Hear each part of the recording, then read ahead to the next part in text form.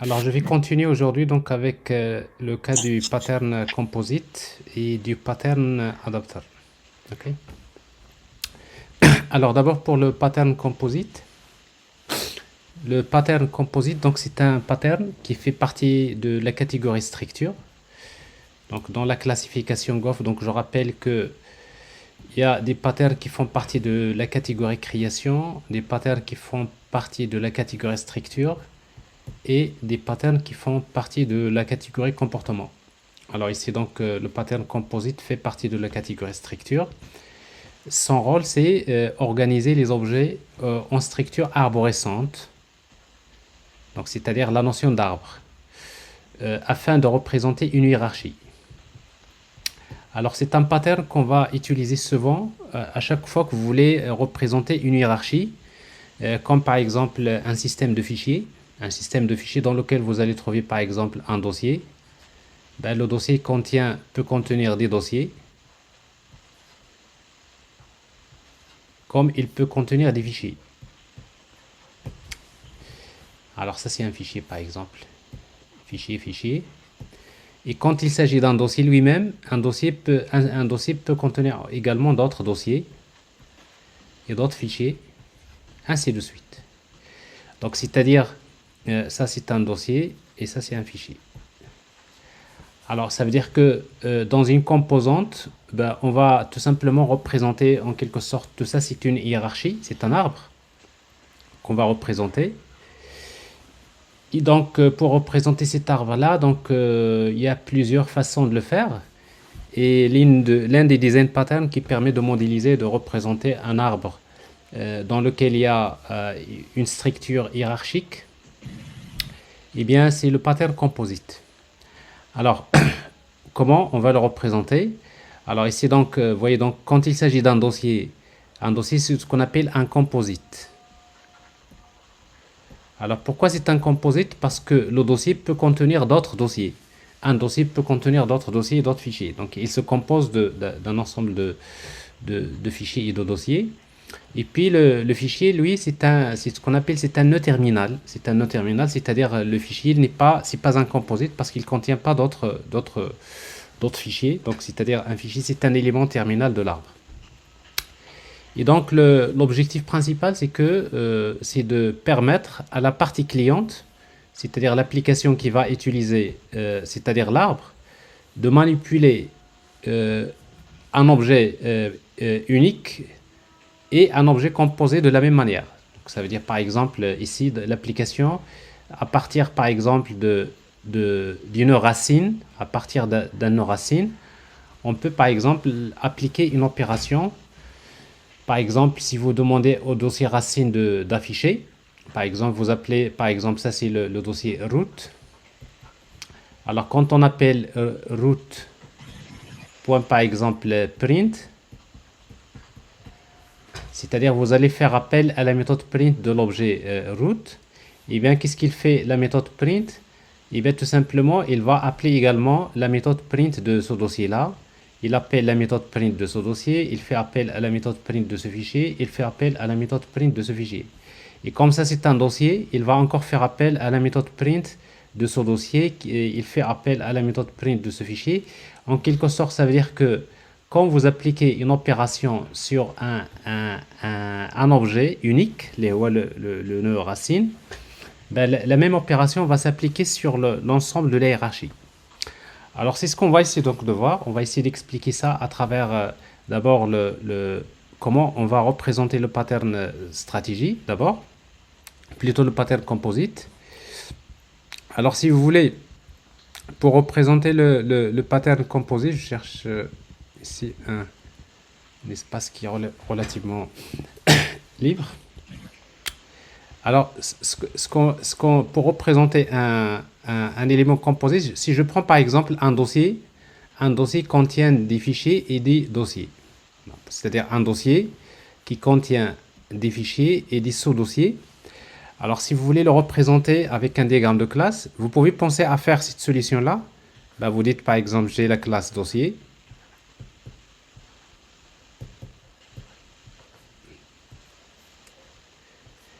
Qui contient plusieurs fichiers. ici vous avez la classe fichier.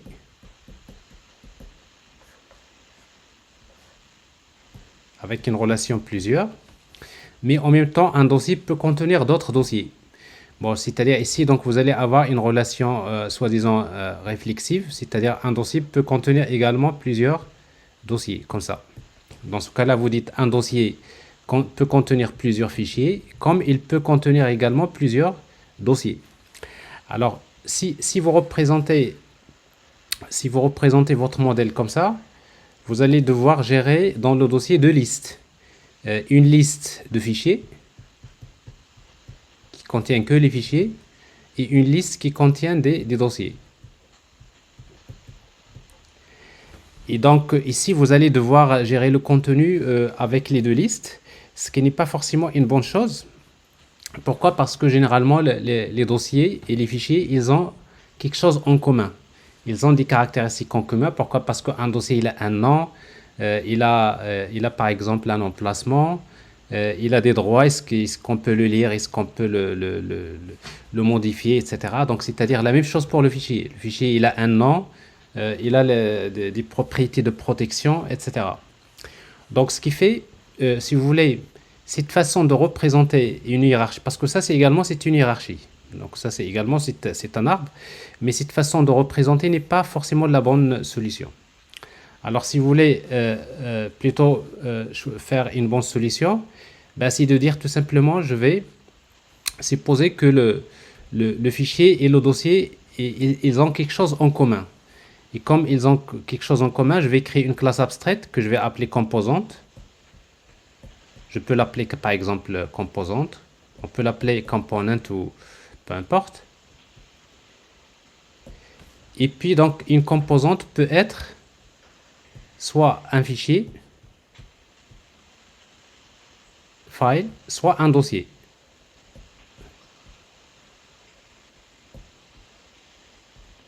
Jusque-là, vous gérez des composantes qui peuvent être soit des fichiers, soit des dossiers. Et là, vous allez profiter de l'héritage.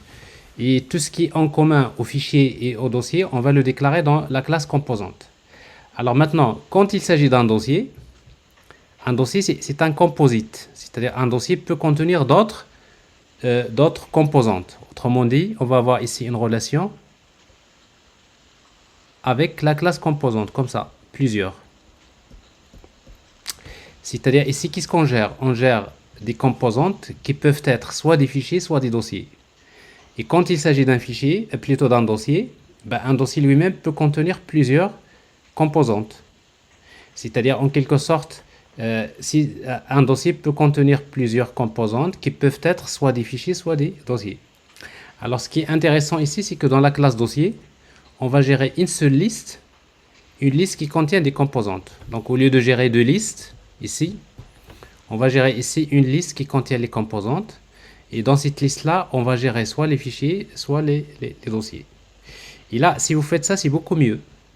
Et si vous travaillez comme ça, c'est que vous avez utilisé le pattern composite. Donc ça, c'est le pattern composite. Composite. Voilà. C'est exactement ce qu'on va trouver ici. Vous voyez donc ici, vous avez la classe component dans laquelle vous avez file ou bien dossier. Et quand il s'agit d'un dossier, vous avez en fait un dossier, c'est un composite. Donc c'est bien ça le composite. Eh bien, il contient plusieurs composants. Alors ici, donc, avec ça, on peut représenter mieux la hiérarchie. Alors, on peut trouver plein d'exemples. Par exemple, les menus. Quand vous représentez des menus, vous allez voir que dans les menus, vous allez trouver, en fait, il y a des menus. Et un menu contient plusieurs menus items. Donc, c'est-à-dire ici, vous allez trouver, par exemple, un menu, un menu qui contient item 1, par exemple item, et après il peut contenir un autre sous-menu. Et quand il s'agit du menu lui-même, encore il peut contenir des items et des menus, ainsi de suite. Item. Alors ici, donc c'est comme si vous avez un menu qui contient item 1, item 2 et le menu, le sous-menu, lui-même qui contient encore un autre item et un autre sous-menu qui contient encore un item et d'autres sous-menus. Alors, vous voyez, donc ça c'est également c'est un exemple de problème qu'on peut traiter de cette façon-là. Et quand on a des situations comme ça, on va préférer utiliser ce pattern composite dans lequel on va dire tout simplement, j'ai ici, on va gérer des menus et des menus items. Donc, menu items, ils ont quelque chose en commun qu'on va appeler par exemple, on peut l'appeler element.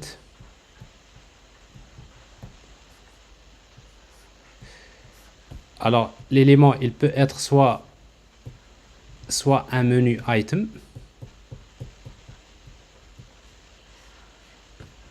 soit un menu.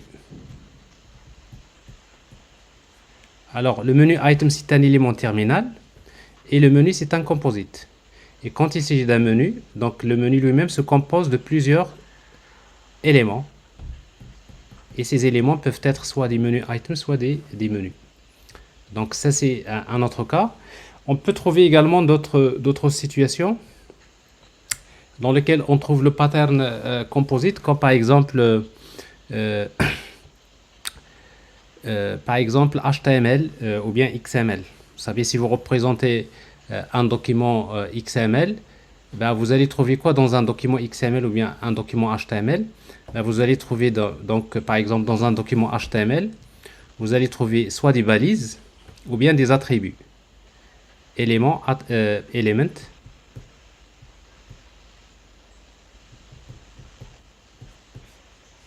et on manipule les attributs.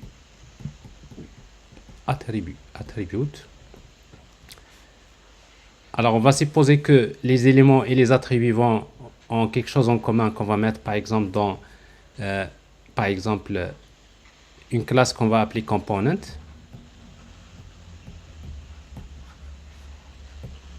On fait l'héritage. Voilà. Donc, vous voyez, donc, un composant peut être soit un élément, c'est-à-dire c'est une balise, soit des attributs.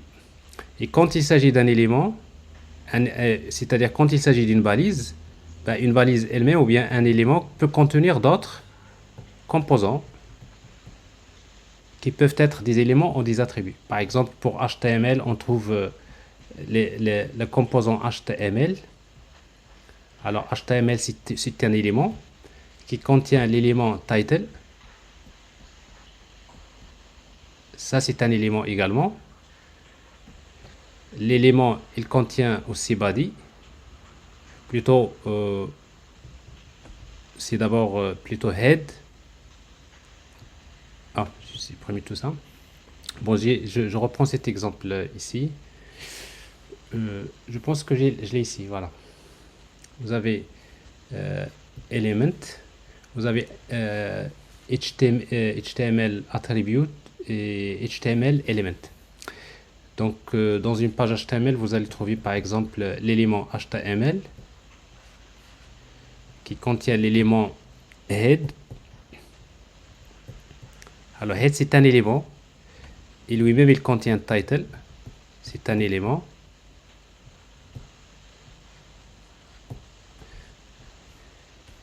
Et ici, donc, il y a body.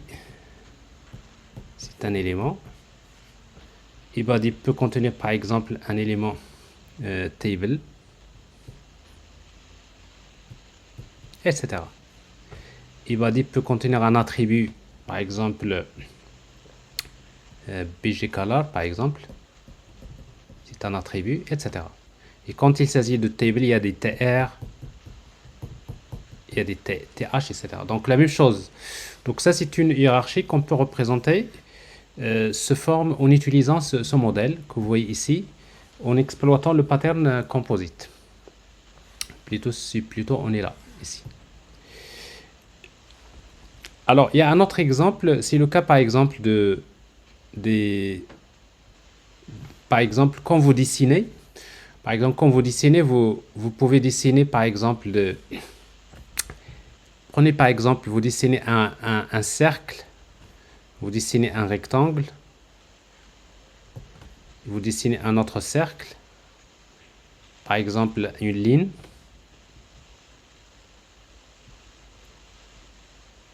Et parfois, ce que vous faites, c'est que vous allez créer ce qu'on appelle des groupes. Vous prenez cette ligne-là et ce cercle, vous les sélectionnez et vous allez les grouper. Vous mettez groupé et ça devient un groupe. Et donc ici, si vous voulez représenter comment grouper les éléments, on peut penser à le faire comme ça. Par exemple, ici, vous gérez des figures géométriques. Figures. Alors, ces figures géométriques peuvent être, par exemple, des cercles. Ça peut être des lignes. Ça peut être des rectangles.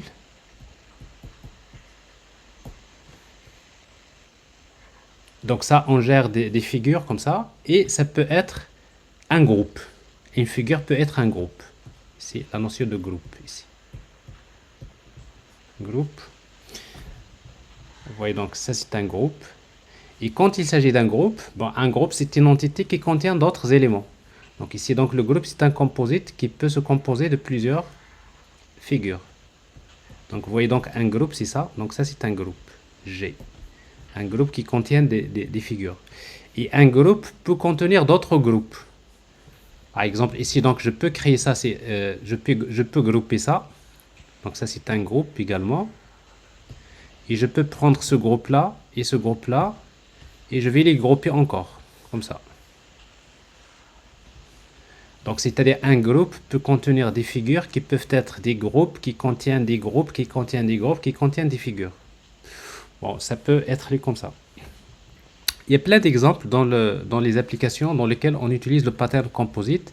Donc, à chaque fois, si vous avez une situation dans laquelle vous avez en fait une hiérarchie, il est toujours plus simple de la représenter en utilisant le pattern composite. Bon, un autre exemple, par exemple, dans la sécurité, vous gérez des utilisateurs. Vous avez des utilisateurs,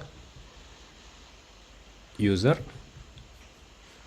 et vous avez des groupes. Vous gérez des groupes. Et après, vous voulez grouper les utilisateurs. Alors, si vous avez la situation, un groupe contient plusieurs utilisateurs, vous pouvez faire ça. Il n'y a pas de problème, c'est réglé. Mais si vous dites un groupe peut contenir un autre groupe, c'est-à-dire un groupe peut contenir un groupe qui peut contenir un groupe, etc. C'est-à-dire il y a la notion de sous-groupe. Donc, si vous voulez, si vous avez la notion de sous-groupe, eh bien, dans ce cas-là, vous allez devoir penser au pattern stratégie. Donc, vous n'allez pas faire ça, plutôt le pattern composite. Donc, vous allez faire quelque chose comme ça. Vous allez dire user group. Vous allez penser à créer une classe que vous allez appeler element, par exemple. Une classe abstraite, element. Vous faites l'héritage. Comme ça, les utilisateurs et les groupes, ils ont quelque chose en commun, comme le nom, etc. Et puis, quand il s'agit d'un groupe, un groupe peut contenir d'autres groupes, d'autres éléments. Un groupe peut contenir d'autres éléments, et ces éléments peuvent être soit des utilisateurs, soit des groupes. Et avec cette situation-là, je peux avoir, par exemple, un groupe qui contient un groupe, qui contient un user, ici user, etc. Je peux avoir cette situation.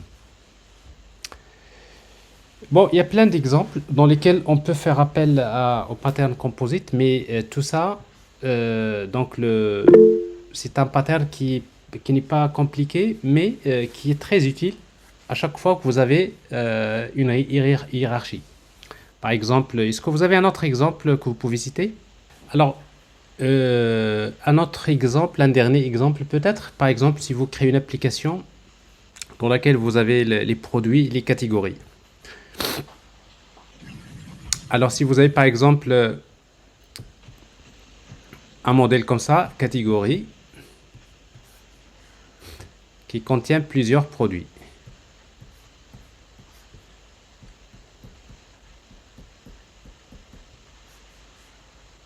Ok? C'est-à-dire dans un site de e-commerce, souvent c'est comme ça que ça se passe, c'est-à-dire les produits sont classés par catégorie. Catégorie telle, par exemple, une catégorie contient plusieurs produits.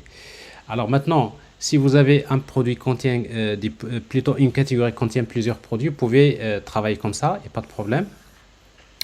Mais par contre, si on vous dit qu'une catégorie peut contenir une sous-catégorie qui contient une sous-catégorie, etc. C'est-à-dire vous avez en quelque sorte, vous avez une catégorie qui peut contenir une catégorie qui contient des produits P. Et quand il s'agit d'une sous-catégorie, donc vous avez encore ici produit, catégorie, produit, etc. Donc, si vous avez cette situation-là, alors vous n'allez pas travailler comme ça, vous allez utiliser le pattern composite. Et donc, comme ici, qu'est-ce que vous allez faire pour appliquer le pattern composite? Vous allez encore penser à utiliser la classe catégorie. Vous avez la classe produit. Il vous faut créer une classe abstraite parent que vous allez appeler par exemple component. Vous faites l'héritage. Et puis, quand il s'agit de la catégorie, donc une catégorie se compose de plusieurs composants. Et là, ça marche. Et ça donne quelque chose comme ça. Alors, je pense vous avez pas mal d'exemples que j'ai cités. Je vais juste faire une petite démo pour voir maintenant comment implémenter ce pattern. Et puis, donc, on regarde un peu comment on va gérer ça. Alors, je crée le projet pattern composite. Donc, plutôt, je préfère créer un autre. Je l'avais fait composite. Alors, c'est un projet Maven, Java. Une fois que je crée le projet, donc je vais à nouveau supprimer ce package. Je n'ai pas besoin. Et puis, donc, je vais créer, par exemple, reprendre ce modèle, un dossier qui contient, par exemple, file, folder, component. Alors ici, donc, je vais créer une classe d'abord abstraite que je vais appeler component.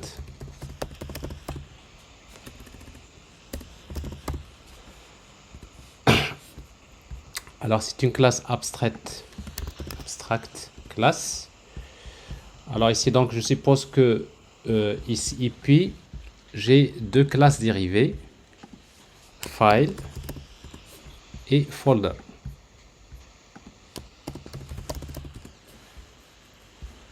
Alors, je vais mettre tout ça dans un package. Je vais créer un package. Je vais appeler file system, par exemple. File system. File.system. Je prends aussi 4 classes là, je les mets ici. Voilà. Ces 3 classes, ils sont là. Alors, donc j'ai, vous avez folder extend component. Et vous avez folder, plutôt file extend component. Voilà. Donc, vous voyez, donc, jusqu'à présent, qu'est-ce que j'ai? J'ai ici, donc, si je représente mon diagramme de classe, vous voyez, j'ai ça. J'ai ici, donc, component. Alors, maintenant, ici, je gère des components qui peuvent être soit des folders, soit des files. Alors, la classe component, c'est une classe abstraite, c'est-à-dire une classe qu'on ne peut pas instancier. Bon, c'est normal parce que dans mon application, je vais devoir créer soit des dossiers, soit des fichiers. Mais par contre, quand il s'agit d'un dossier, un dossier contient plusieurs components. Donc, c'est-à-dire ici, dans la classe folder, je vais avoir une liste. Vous voyez ici, dans la classe folder, je vais avoir une liste de components. C'est ça cette relation que j'ai ici. Si vous allez gérer, je vais utiliser private list de components. Je vais l'appeler components et je vais l'initialiser à new array list par exemple, c'est-à-dire une liste vide. Alors, en termes de structure, vous voyez ici, vous allez avoir, si vous représentez ici les relations, vous voyez ici, nous avons ici notre relation. Voilà, ici vous avez une relation de type 1 plusieurs. Bon, je sais pas si je peux un peu arranger ça. Bon, c'est pas grave. Vous voyez donc, vous avez l'héritage et vous avez la composition. Vous avez ici plusieurs. Et donc, maintenant, on va, pour représenter la réalité, c'est que la classe component, c'est-à-dire file et folder, ils ont des caractéristiques en commun. Alors, qu'est-ce qu'ils ont en commun? Il y a un nom. Par exemple, je vais utiliser protected string name, par exemple. C'est-à-dire que ce soit un fichier ou bien un dossier, il a un nom. Il y a une autre caractéristique qui est importante. Quand vous allez représenter un arbre globalement, vous allez avoir dans un arbre, vous avez ce qu'on appelle des niveaux. Par exemple, ici vous avez le dossier. Alors, celui-là.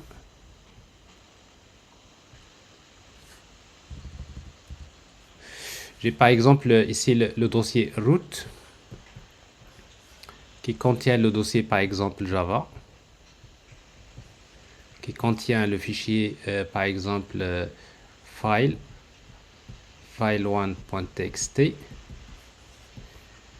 et Java contient un autre dossier source qui contient un dossier build par exemple, etc. Alors ici donc, quand vous êtes dans une hiérarchie, on aura besoin de gérer ce qu'on appelle le niveau de la hiérarchie. Donc on suppose que par exemple, le root se trouve dans le level 0, c'est-à-dire l'élément qui se trouve dans le haut de la hiérarchie, c'est le niveau 0. Par exemple, Java et file se trouvent dans le niveau 1, ça c'est level 1. Ça c'est 1. Par exemple, source se trouve dans Java, donc ça c'est le niveau 2. C'est à chaque fois qu'on descend dans la hiérarchie, on va incrémenter le niveau. Alors vous voyez, donc ce niveau-là, il est très important dans la hiérarchie parce qu'il va vous permettre un peu à un moment donné de savoir à quel niveau vous êtes dans la hiérarchie. Et ça va être utile par exemple quand vous allez par exemple afficher cette hiérarchie. On va par exemple ici, on va afficher root. Mais dans root, après je vais afficher Java. Mais quand je vais afficher Java, je vais faire une tabulation ici. Une tabulation, puis je vais afficher le dossier Java. Et puis je vais également afficher, je vais faire, mais comme il s'agit d'un dossier Java qui contient source c'est un dossier qui se trouve à l'intérieur de Java. Alors dans ce cas-là, ici vous voyez donc il y a ici une tabulation. Mais par contre ici je vais faire deux tabulations. Une tabulation, deuxième tabulation, et après je vais mettre src. Donc, et vous voyez donc le nombre de tabulations que je vais afficher, c'est quoi? C'est le niveau. Par exemple, Java se trouve dans le niveau 1, je vais afficher une tabulation. src se trouve dans le niveau 2, je vais afficher deux tabulations. Et donc avec ça, on peut faire l'indentation. On peut facilement formater un document HTML. C'est ce qu'on fait souvent quand vous écrivez un document HTML. Vous demandez à l'éditeur de formater. Et après, il essaie d'indenter votre contenu. Donc, dans la majorité des cas, on a besoin d'un attribut qui représente le niveau. Alors, c'est ce que je vais faire ici. Je vais ajouter un attribut que je vais appeler level. Protected int level. Ça, c'est le niveau de la hiérarchie. Et puis, on va créer une méthode qui nous a, par exemple, abstract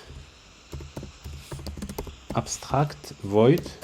Alors maintenant, quelle est l'opération qu'on veut appliquer à toute la hiérarchie? Par exemple, ici, print, on va faire quelque chose de simple.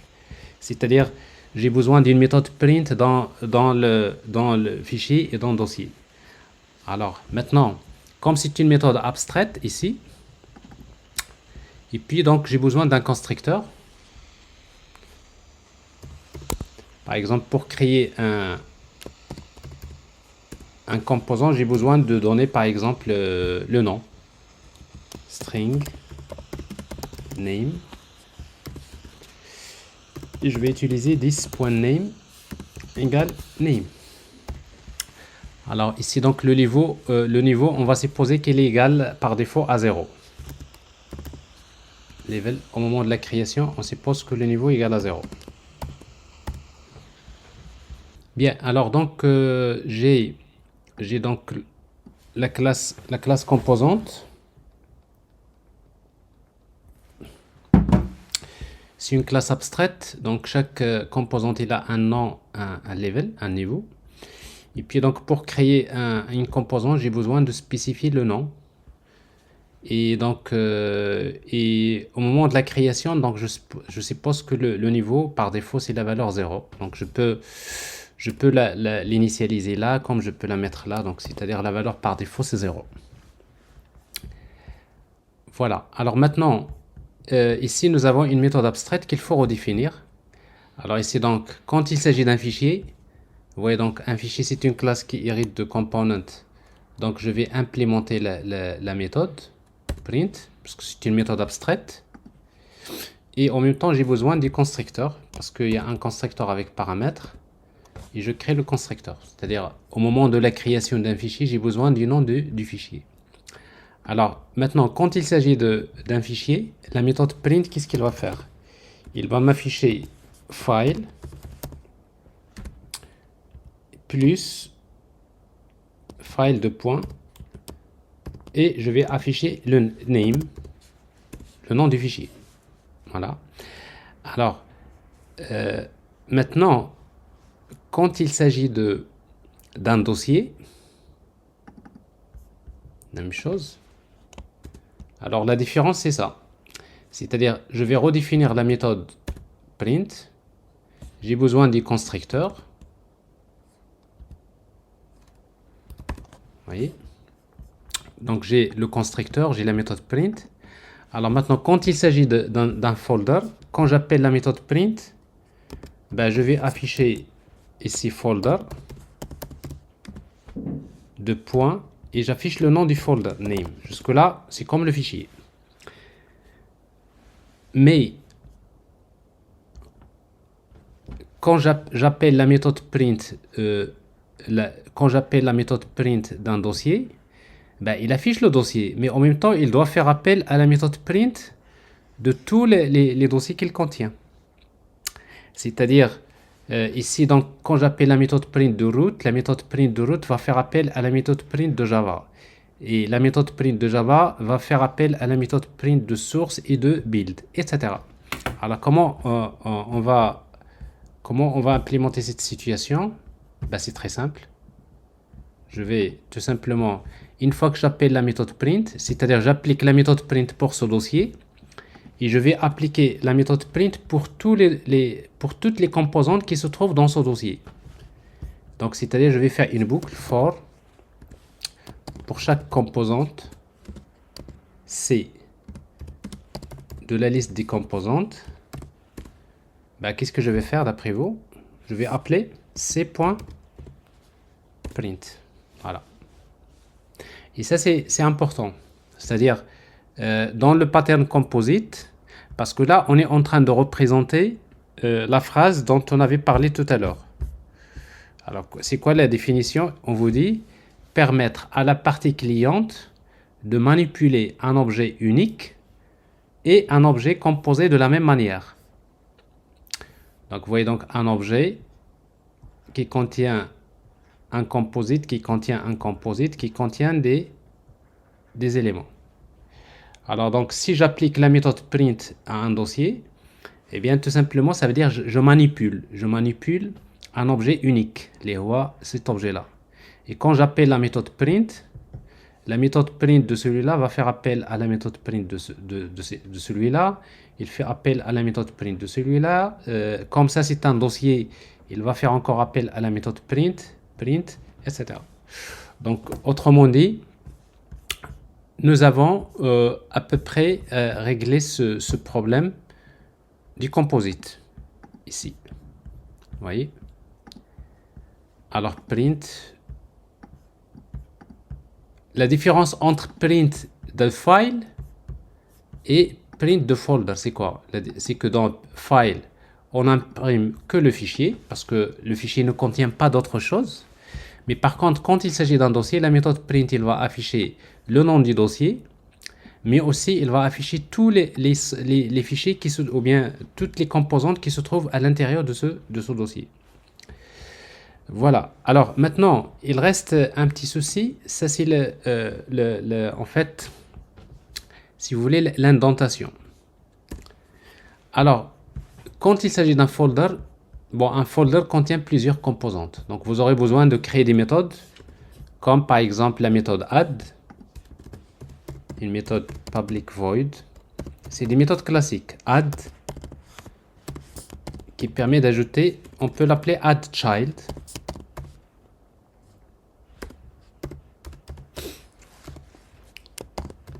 Alors, la méthode addChild permet d'ajouter un component.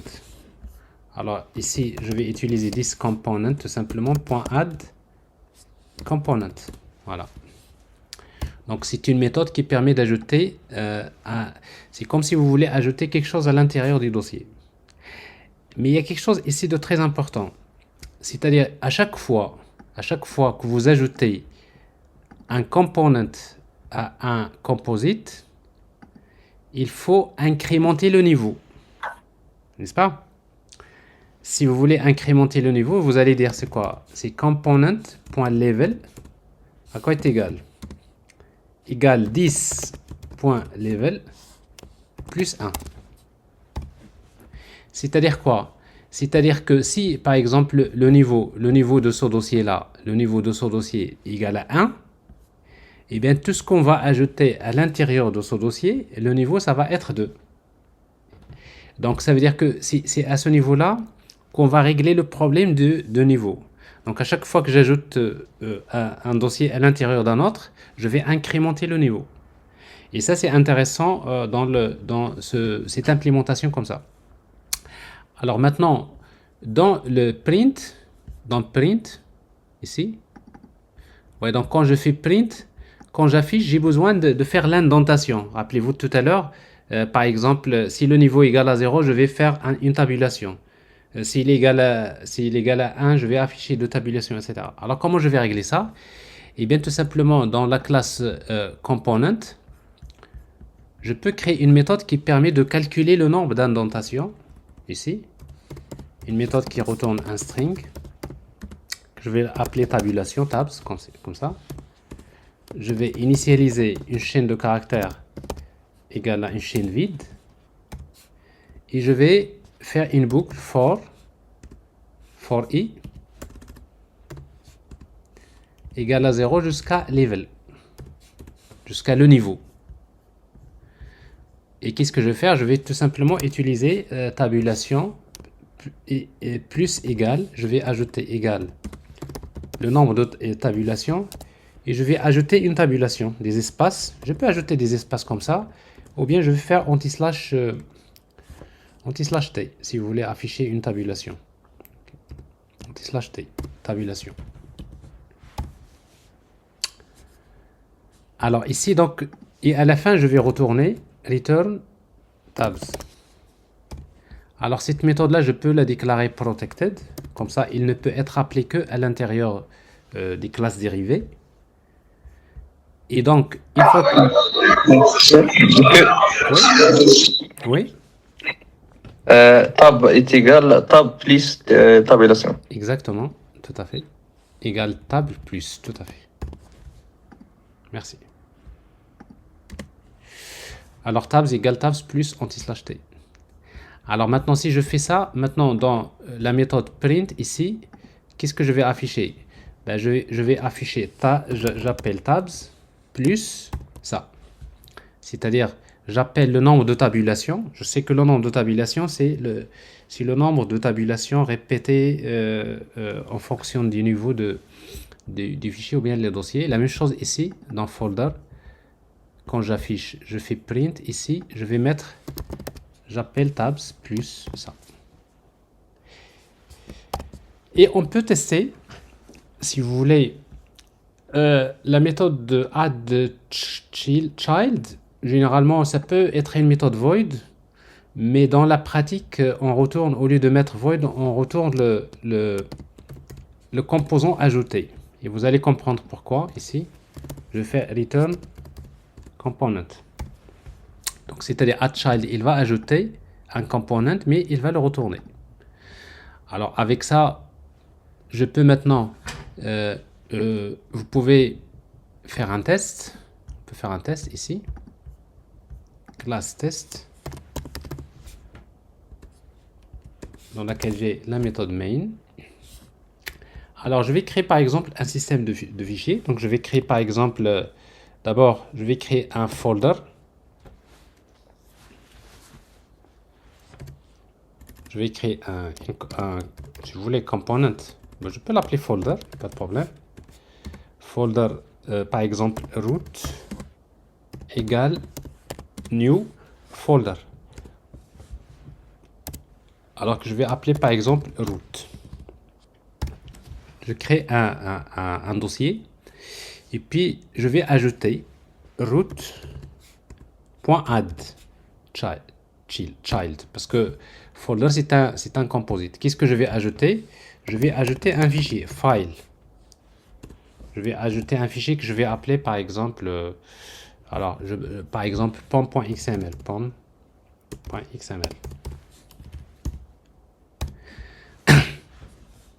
Je peux ajouter un fichier qui s'appelle .git. Add child new file .git. Par exemple, comme ça. Alors, si vous faites root.print, vous voyez, donc vous affichez le dossier, ben, si vous exécutez, vous allez avoir ça. Vous allez afficher, vous voyez, j'ai folder, root, j'ai une tabulation, vous voyez bien une tabulation ici, et j'ai le premier fichier, et j'ai une autre tabulation, j'ai le deuxième fichier. OK? Alors maintenant, je vais ajouter des dossiers à l'intérieur de ce dossier-là. Ici, par exemple, je vais ajouter root.add new folder. Je vais ajouter un dossier qui s'appelle src. Source. Alors maintenant, à l'intérieur de ce dossier source, je vais ajouter d'autres dossiers. Par exemple, ici, source main Java, par exemple. Alors maintenant, j'ai besoin d'une référence vers ce dossier-là. Alors je sais que la méthode child retourne un objet, c'est-à-dire la méthode add child que j'ai ici. Il retourne le component, c'est-à-dire ici, donc je peux en profiter pour déclarer un objet folder que je vais appeler src égale. Vous voyez donc addChild, il ajoute le dossier et je vais le stocker dans une variable que je vais appeler src. Alors sauf que la méthode addChild, il retourne un objet de type component. Alors ça c'est un dossier, donc j'ai besoin de faire un cast ici, folder. C'est-à-dire j'ajoute un dossier et j'ajoute un dossier et après je le récupère sous forme d'une variable. Comme ça je peux encore ajouter à l'intérieur de src, je vais ajouter un autre file.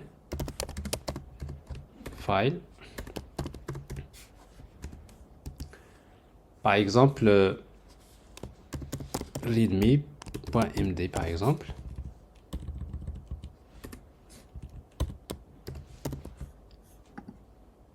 Et je vais ajouter dans source, je vais ajouter un dossier qui s'appelle Java. Add new folder Java.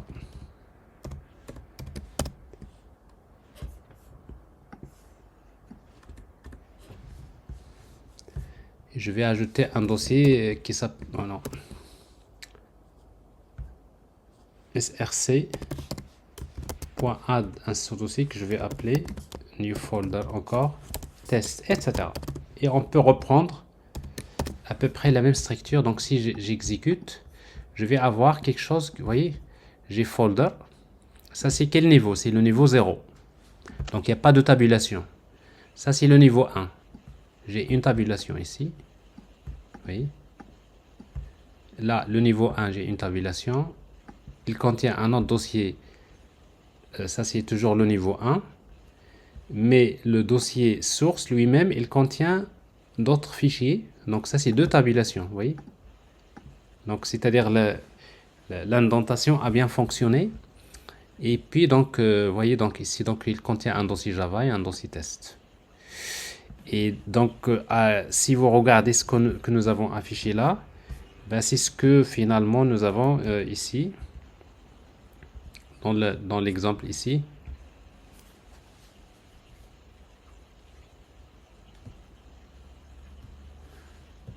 Nous avons le dossier root. Alors, root contient le dossier, le fichier pom.xml.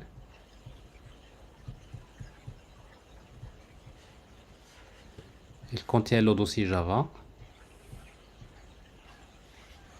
Le dossier Java contient le dossier source. Il contient le dossier test. Plutôt source Java test, je ne me rappelle pas.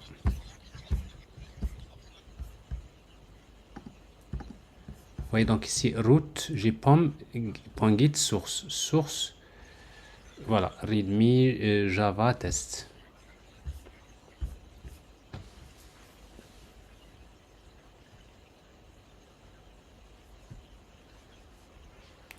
Bref, je pense que vous avez compris le principe. Donc ici, nous sommes dans cette situation-là.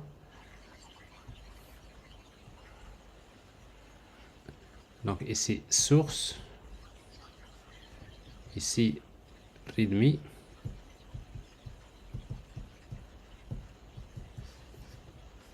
J'ai un dossier Java. J'ai un dossier test. Donc c'est ça l'arbre que j'ai. Alors maintenant, si je veux ajouter dans un dossier Java d'autres choses, ben, vous savez maintenant ce que vous allez faire ici.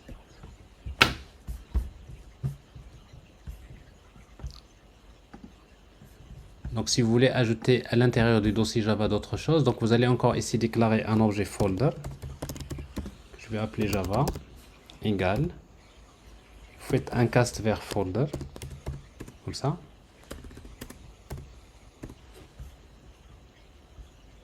Et puis là, vous ajoutez dans le dossier Java, vous dites java.add new file, par exemple main.java.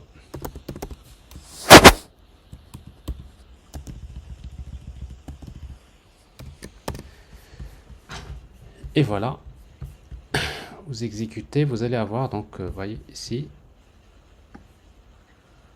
Java qui contient main.java. Est-ce que c'est clair?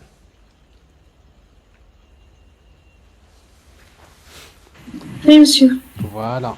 Alors ça c'est quelque chose de fait. Voilà. Alors maintenant, je vais passer un deuxième pattern qui est le pattern adapter.